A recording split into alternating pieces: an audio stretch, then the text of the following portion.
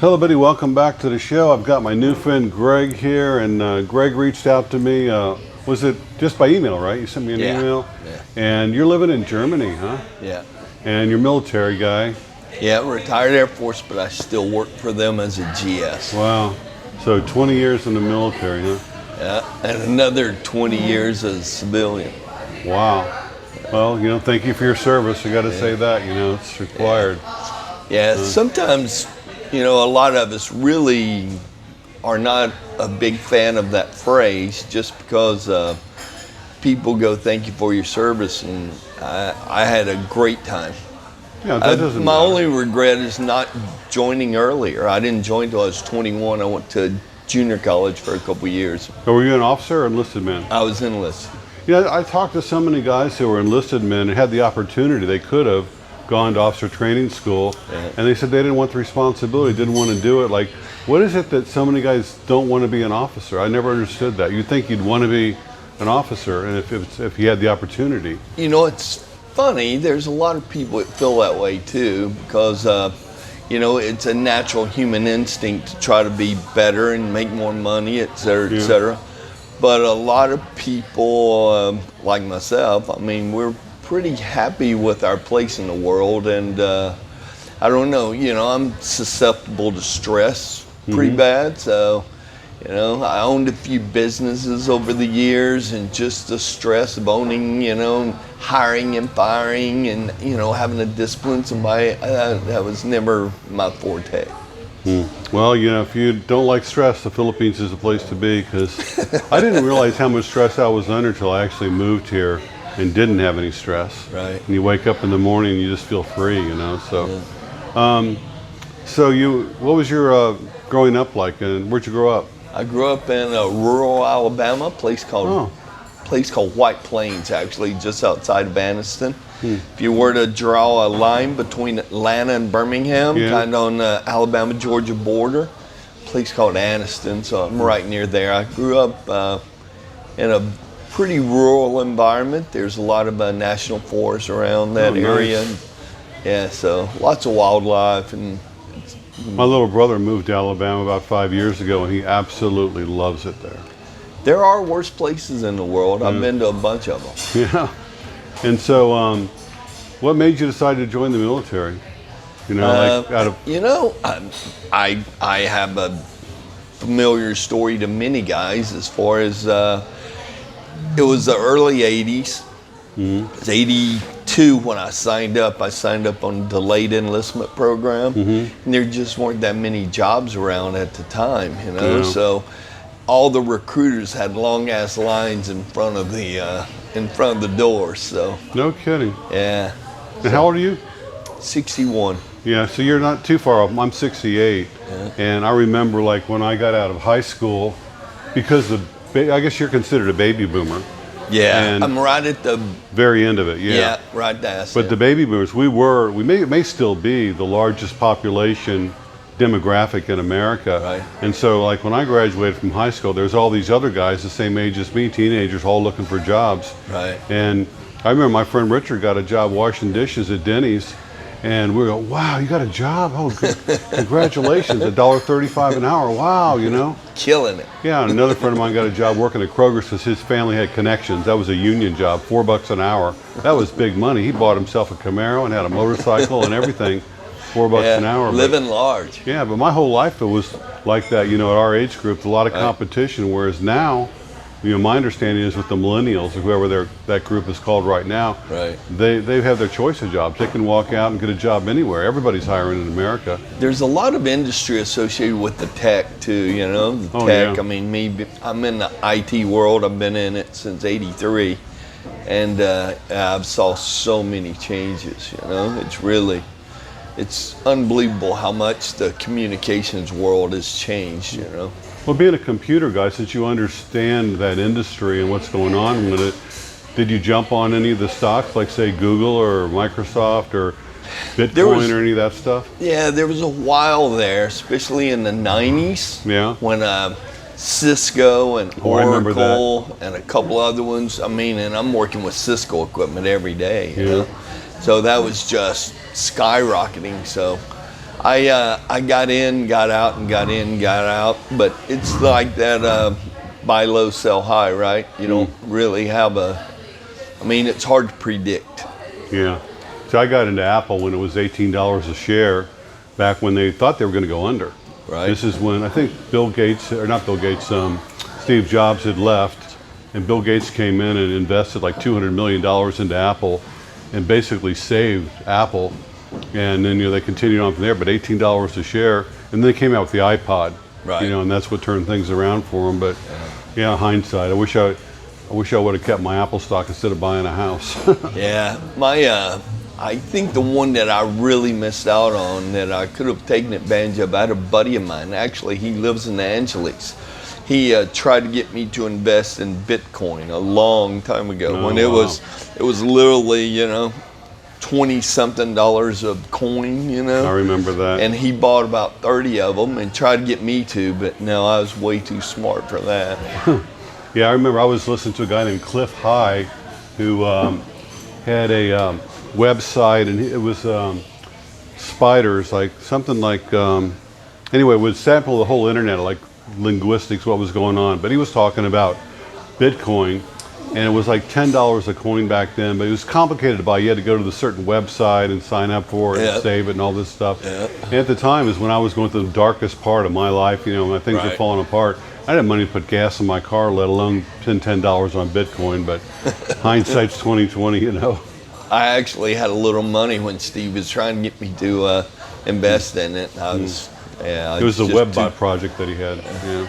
I tried to study it, tried to look up, and the whole mining process and what it was it's still kind of confusing. Well, you used to be able to make it on your own computer, like you just leave your computer running, you could make money doing that, but of course now you need like some huge facility in like, Iceland or someplace in a cave, but yeah, wow. Missed out on that one.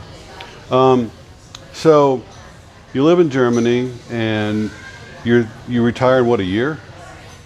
When do you I'm potentially not totally. There's some things in the background. It kind of depends on what happens with my wife getting a job, a permanent type of job. So if she were to get like a DoDEA teaching position, then she would become the breadwinner of the family, and I would just retire and then follow her. How old is your wife? She's 5 years younger than me, 55, 56. Yeah. So she wants to work to bump up her Social Security, huh? Yeah, she wants to work. But she's looking at another 5 years. So she'll retire, what, 62 or something? 62, yeah. That's what she's looking at. So we're both looking at the same thing. You say you have a son who's, what, 17? Yeah, my youngest is 17. I have another one that's 21. 21-year-old plays soccer. The 17-year-old's a swimmer. He's pretty good, too, as far as he's getting a lot of letters from colleges. They have the dual citizenship? No. Their mom's from Alabama like I am, so we grew up. Well, how do they live in Germany? Like, what's their status of living in Germany? Yeah, we have SOFA status of forces agreement. So I have a SOFA affiliated job. Do you get any kind of benefits at all from the German government, or you're just allowed to live there? No, nothing from the German. But we're just allowed to live there, tax-free kind of. We're in a tax-free status. Oh, that's nice. Yeah, so we get some advantages just because being GS and living overseas, you get some, you get afforded some things. Just had to get them to turn the music down, so we're back. So. What were we talking about? I forget. It's SOFA status. Oh, yeah, what you get, benefits and stuff like that. Yeah. So, your children must be fluent in German, I assume. They are not. They're not? No, they go to they go to American school. We have military schools, So But they don't speak German? They speak, my oldest one speaks it fairly well. My youngest one don't speak it well at all, but we don't associate with that many Germans in where we're at, our community, and all of his sports, his school, everything is all on base. It's all DoDEA. Oh, it's all on base. Okay. Yeah. Wow. Huh. Yeah. Wow. Yeah, I'm just outside of Ramstein. You ever heard of that? No. one of the it's one of the largest Air Force bases in Europe. Wow. It's been well established there for. So what's it like living in Germany? Like, you know, and have you ever thought about going back to America and living there with your family, or? Sure. We do that as well. I mean, I've been a GS basically since 2006. And what's a GS? Government service. Okay. Yeah, it's you know, civil service job. So I work for the government. I fall under mostly the same rules as military. Some of it's different just because it's civilian, but for the most part, I live under the same rules I've been living under since '83. Does it pay better? Yeah, as a GS, if you're overseas, you get more pay because they give you some, if you're stateside, they give you what's called COLA, depending on which area you live, you know, so your cost of living allowance based on the area you live in, whether it's more or less expensive. So overseas, everybody just gets the same thing. You get a standardized post allowance. But we also get a housing benefit that if you live in the States or, you know, you don't get that extra money for housing. Oh. And so, like you said before, you could take that money and use it to buy a house, and then you're kind of investing in yourself. You know, that's kind of a good deal. Yeah, that's what I did. But yeah, there are people that take advantage of it, especially like on the GS side, they kind of want you to move every 5 years or so. So it's hard to take full advantage of the situation because, like in Germany, you only get a 10-year mortgage. Oh, so, really? Yeah, they're 10-year mortgages. Wow. So, and if you're only getting to stay for 5 years, so you get to pay 5 years on the house, but then when you leave, you either rent it out or you sell it. Wow. But I can take that money and put it on my mortgage, which that's what I did. Yeah, it sounds like a better plan. Yeah. And so you're here in the Philippines. Why are you here? Again, I'm getting old enough to retire, and I'm just looking for potential places to retire and possibly investment thing. So it's something the wife and I have talked about, possibly buying a condo or something like that, and then use it for a couple of months a year, and then the rest of the time kind of rent it out or Airbnb it kind of thing. In BGC in Manila is a good place for that. It's very modern over there. It's almost like Miami. I was there not too long ago. Yeah, I spent some time there as well. It really is nice. Yeah, nice. Even area. in Cebu, so I spent a couple days in Cebu, kind of looking at the same thing. There's too much traffic there for me over there. It's just too congested. Manila's got more traffic than Cebu. BGC wasn't too bad. We got around no problem over there. Yeah. Ayala's. You know, that used to be a military similar. base too, apparently. BGC. I didn't know that. Yeah. I know, we used to have the big Air Force base at Clark. I was actually there back in the 80s.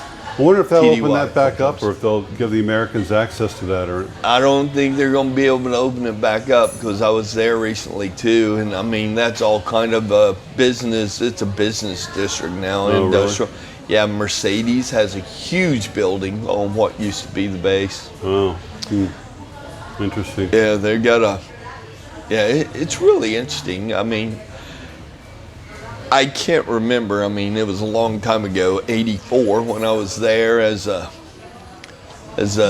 young airman. But yeah, it doesn't look anything like it did when I was there, you know. And I was there again in the '90s. Well, '89, '90, there was a coup attempt on Aquino. Oh, I remember that, yeah. We got deployed down here for that, so I was there for a couple of days, but we didn't get off base. Well, with your current position, is there any way you could request to be stationed in the Philippines? Yeah, if there were jobs here, yeah, absolutely, 100%. Maybe that's the way to go. Well, it's a possibility, but again, I'm old enough to where I'm ready to retire. Yeah. Yeah. So yeah, I'm ready to give up work. Yeah, I don't blame you. So, in your life, like, what's biggest mistake or hardest thing you ever had to go to? You think about like, God, I wish I hadn't have done that, or I wish I hadn't. I'm lucky I made it through that. What was like one of the toughest things you've had to go through? Probably the most difficult thing I've ever did was go through a divorce. So I I hear was that a married, lot. my first wife and I. So we split up, and our daughter, we had a real young daughter at the time. And that was just very difficult for me because I was going to lose the ability to, read to my daughter. Well, where's your daughter now? She's in Chicago, How old is she now? 34. Wow. Do you ever hear from her? Or? Yeah, we talk all the time. We've that's talked good. half a dozen times since I've been here. That's yeah, great. we're very close. That's great. That's part of the reason I stayed in Hawaii as long as I did, because I got divorced there. And the way the divorce laws are in Hawaii, they're really against military, because military's treated so many, military guys have got divorced and treated women wrongly or didn't pay child support or whatever. So they have pretty specific laws with military and civilian, when they get divorced. So my daughter, the state of Hawaii, they try to keep stability in the child's life best they can. So they don't want the child to leave. So when my ex, when we got divorced, she was staying in Hawaii. So I was able to kind of work around the system a little bit. I was able to stay in Hawaii for 14 years active duty. Wow. Yeah. Do you and your ex-wife have a relationship now? No. We did till my daughter got to be 18. After my daughter was 18, I didn't have to deal with her anymore, and that was a good thing. Well, so your wife now, like when she retires and you're retired, have you had the conversation about like where in the world you'd like to live? And Yeah. We talk about it a lot. That's part of the reason I'm on my little adventure here, is looking for potential places that I know that I'd like and that she would like. So she's got to where she trusts my opinion pretty well. So yeah, and just has looking she ever for been a to the place. Philippines? She has not, Okay. no. But we lived in Hawaii for a long time, and she had a lot of friends because there's a huge Filipino community. There is, yeah. Yeah, in Hawaii. So we hung around. We had a lot of friends who were Filipino. The best man at our wedding was a Filipino guy. Wow. So, yeah, so. One thing about Hawaii is so darn expensive there. Once you get over the cost of housing, everything else is manageable, easily manageable, because you don't buy clothes. It's like here, it's tropical environment all the time. But the housing costs, you're exactly right. Well, I remember like this is the last time I was there was probably 15 years ago, and like a gallon of milk was $5, whereas at Walmart it was like 99 cents. Yeah, well, they have Walmart there now too. Yeah. So, and as being military, we had the advantage of going on commissary, on base at the commissary. So it was everything was manageable once you got over the cost of housing. Is it really that much cheaper on the commissary? I've never been to one. Yeah. How much cheaper? Significantly, half price as far as Really? milk. Yeah, as far as milk in Hawaii, half price, maybe less. Yeah. Wow. Now, once you retire, do you still get any benefits so you can go shop there? Or? Yeah, of course. Wow. Yeah, you get that for the rest of your life. You can still shop at AFES and commissary and stuff like that. Now, they'll have those here in the Philippines too when all these bases open up, I assume? Potentially. That's, they had them at Clark. They had them at Subic Bay. So, yeah. Well, will that be any, say you decide to live in the Philippines, will your decision on where you live be that there's a military base nearby because of, benefits and shopping and things like that, or and just being around other former soldiers, or? Yeah, it's a great question. I think everybody would treat that question a little bit differently. And as far as I go, I do like having the familiarity of the military, access. But it's not that important to me. No. Even saving money, shopping, and VA and all that, and you can deal with it. You learn how to deal with it. So you prepare for that and wherever you're thinking about being. But you're right. There's your largest retirement communities are all around bases, in the States. Well, it sounds like in your life, probably the best decision you've ever made was joining the military, huh? Yeah, I absolutely No agree. regrets. No regrets. It's funny how many guys I talk to, though, and I talk to a lot of men, a lot, Right. and that former military, and they all say the same thing. I don't think I've spoken to one man, doesn't matter what branch it was in the military, that didn't enjoy it, even if they were just there for, 5 years or whatever. Yeah. There's a camaraderie of, the military. There's you and I were talking earlier about just being able to going through the same thing together, Right. whether it's miserable or whether it's great. There's a camaraderie that you're always looking for that same kind of connection. And you only get that with other people that have kind of been there and, got Yeah. the T-shirt. Well, there's a lot of countries around the world. I don't know all of them. I know Israel is one of them. I think Italy's, or I know South Korea, where mandatory military service. You have to do so many years, like say 2 years. And we were talking off camera about that. And even though I've never been in the military, it seems to me that would be a good thing for young men to have to do that 2 years of service and get some discipline and grow up and become a man. What do you think about that? Yeah, I couldn't agree more. But of course, I'm an old guy, and like most of us old guys, we believe that conscriptory service would be a great thing for. But we look at it from the hindsight point of view. So, I didn't join till I was 21, and it was the best thing I could have did because, of course, I needed some discipline. I got in a little trouble, not too much, but I was mostly a good student. But that,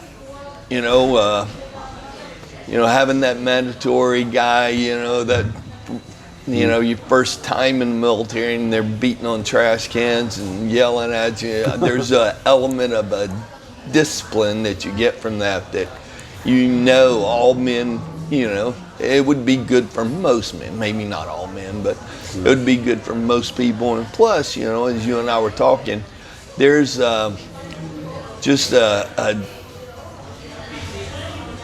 requirement of some type for guys that when you're all sharing the same misery and the pain and whatever, then you create that camaraderie that never goes away.